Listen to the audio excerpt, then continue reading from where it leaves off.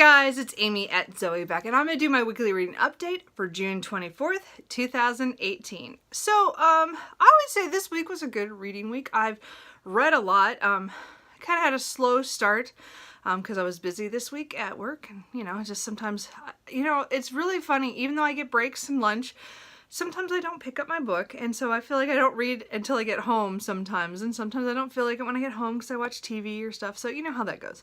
So I think the beginning of the week was kind of like that.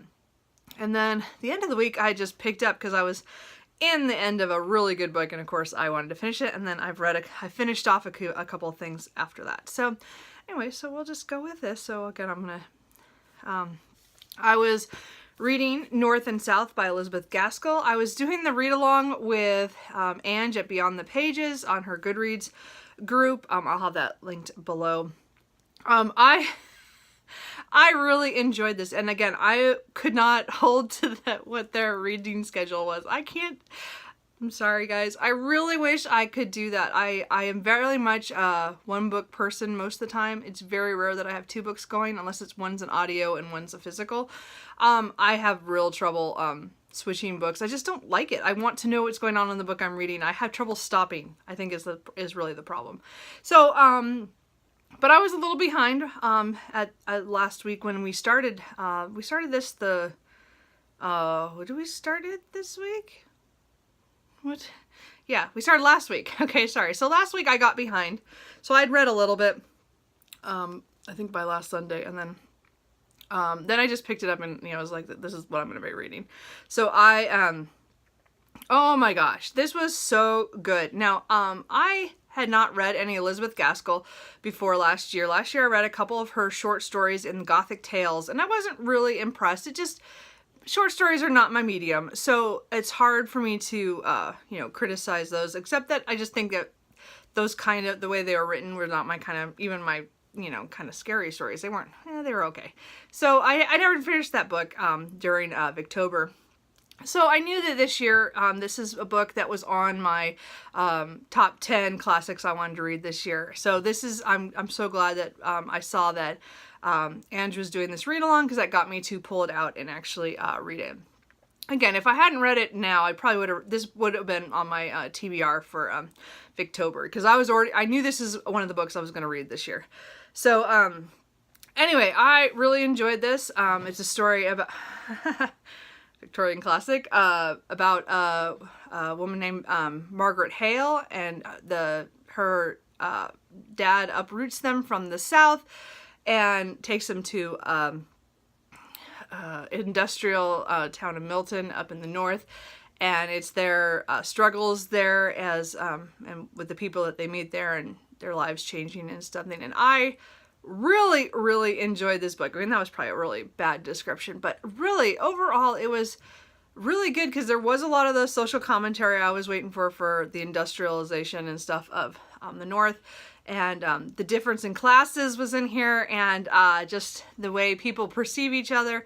And I really, really enjoyed this. It never went any way that I thought it would. I never knew what was going to happen. She ripped my heart out several times, and it was brutal in some ways. I couldn't believe that Elizabeth Gaskell was that mean to her characters, but it was really, really good. So I would thoroughly recommend this to anybody who likes Victorian literature or wants to read some. It may not be the easiest to start in, because again, she writes in a certain way that is a little different than nowadays we would write, but I still think it comes across really well. What's really funny is that there is a glossary in the back of some of the terms, like there's kind of an accent of the town, and I did not find that until after I'd finished. That did me like no good. So there's like a glossary with, how the words, like they would say a certain word, and I will give the one that like stumped me for the longest time was clem. And I couldn't figure out what the heck that meant. I knew it had to do with suffering or in some way was wrong. Turned out it was to starve, and it totally made sense once I found that out. But I didn't know the whole book through, because I did not know that there was a glossary in the back. So if you have this edition, you will have that. Anyway, sorry, I'm raving. I really enjoyed this book. Again, I'm going to say, and I've said this on social media in the last couple weeks, why was this not on any of my syllabuses in college? I think this is a horrible miscarriage of justice of thing not to, I don't even remember her name being mentioned in any of my lit classes. And I don't understand why, because I did a lot of Jane Austen stuff. I mean, that was one of my primary things that I read and wrote papers on and stuff. And I read a lot of, several Victorian books in that time too, but she was, I don't have any recollection of her. And again, last year, because of BookTube, I found her and I am so glad. So I will definitely be picking up more of her books. I'm probably going to go back and read some of her older stuff from this, go back. And I know Wives and Daughters is supposed to be the next, like everyone loves Wives and Daughters, but I want to hold off on that one only because it's her last book that was not fully completed. So I will get to that at some point. But anyway, I loved that book. And I'm so glad I got to read that. And I'm already looking forward to the reread. I really enjoyed it. So that took me like all week. I was just like, it was one of those things where it just, a couple of days I didn't read very much. And then again, Thursday and Friday, I was just blowing through it. I needed to finish that book and I was really excited. So I was glad when I got off work on Friday to come home and finish the book. It was great. So then Saturday, cats are running around, so I just did a little circle around me. I finally finished The Song of Achilles by Madeline Miller.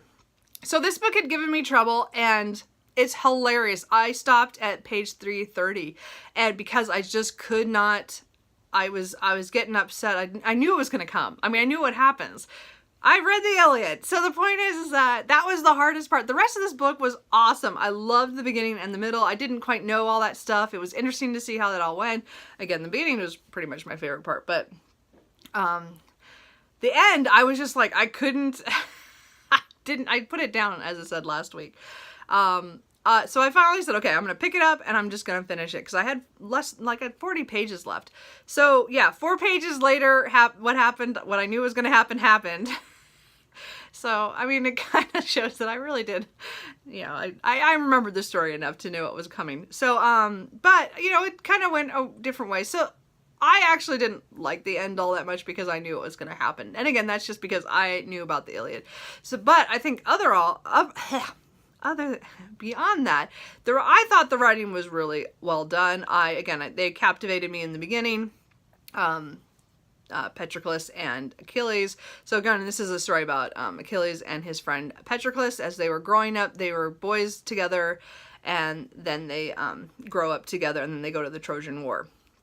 And they are, of course, very close. But I really enjoyed this. Up to that point, until, as I said, when I got to the end, and I think that's just because I personally knew what was coming. And that to me was hard to actually read this book.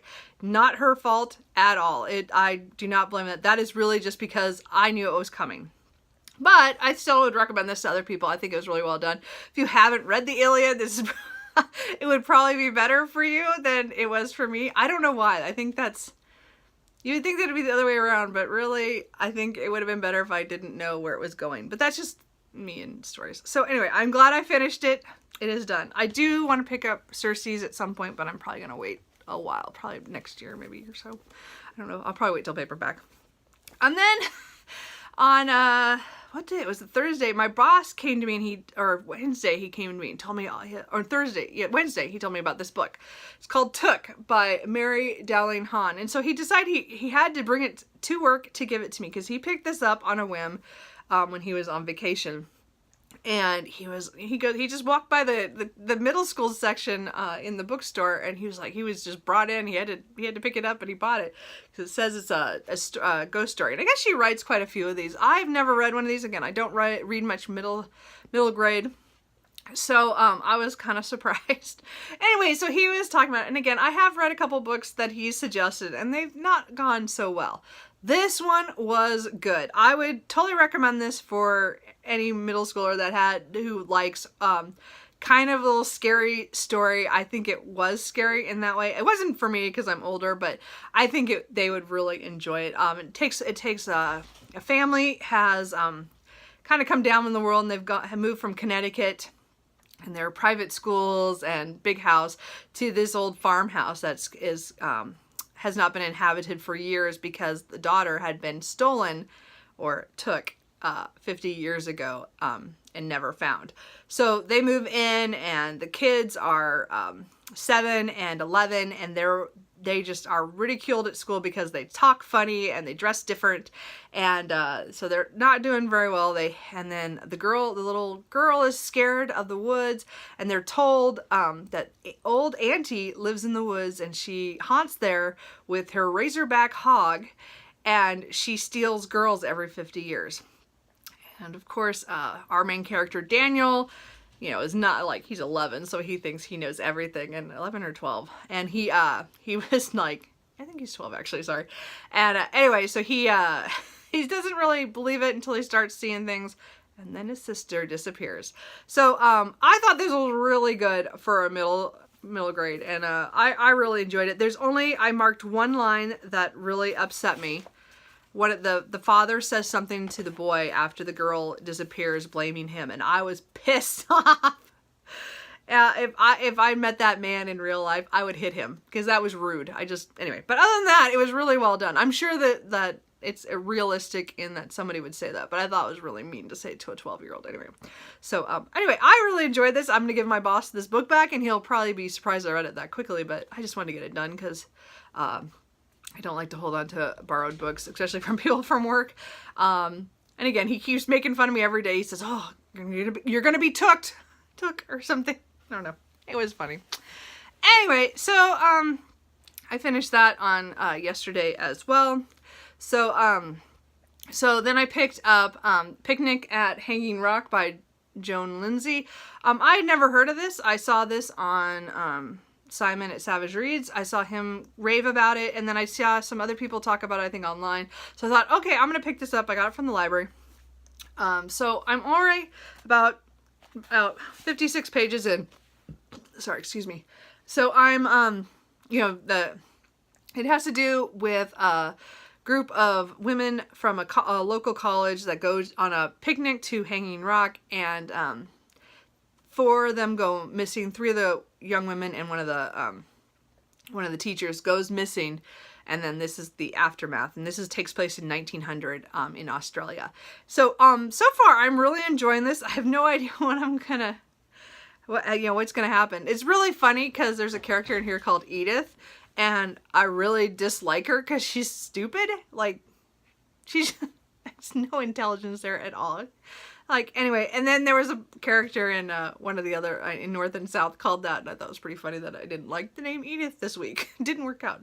And it's really funny because, never mind. Anyway, so I'm into the middle of this, so I'm enjoying that, so we'll see what happens. I'm trying to hit a lot of small books right before, Tome Topple's coming up. I am still continuing listening to Bitten every once in a while. I only did a couple more pages, so it's really slow going. It's a reread, so it doesn't really count, but I'm trying to get back into the series, so. And then I also have The Mermaid. This is as I said, I haven't touched it since last week, so I'm not sure when I'm going to get back to this, but it is still out there. And then, just to show what I'm probably going to read this week before the end of the month, Artificial Condition by Martha Wells, which is the second in the Murderbot Diaries, which I'm looking really forward to that. So it's science fiction about a robot that has kind of come back, doesn't get governed, so it knows what it's doing. It's kind of fun. I also got West by Carrie Davies. I don't know how to say that, sorry. This has to do with a man who goes off to look at some ancient bones. And again, I'm figuring they're dinosaur bones, but he goes off and something happens. He leaves his daughter with his sister, and I don't know, something happens while he's gone or whatever. So I'm not sure. I've seen a lot of people reading this, and I wanted to check it out. And it's short. And then maybe I'll pick this up is Down a Dark Hall by Louise Duncan. Again, I talked about this last week. We'll see. I don't know. It's like, again, it's a young adult horror. So we'll see what happens with that. I'm not sure. They're making a movie. So I wanted to try to read it. Anyway, so that's everything. What are you guys reading? Let me know. I've kind of gone on a little bit long here. So anyway, I will talk to you guys later. Bye.